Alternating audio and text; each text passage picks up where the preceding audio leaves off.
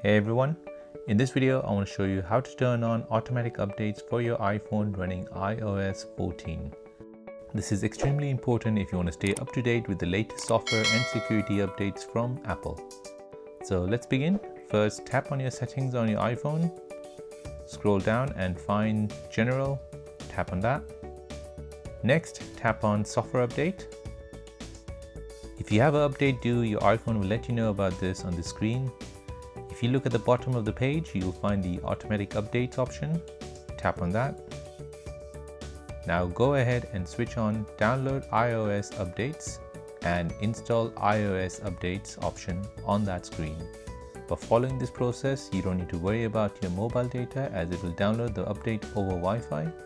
Once the update has been downloaded, it will install the update overnight when the phone is not in use, connected to a charger, and it's connected to the Wi-Fi. And there you go guys, automatic updates have been enabled on your iPhone.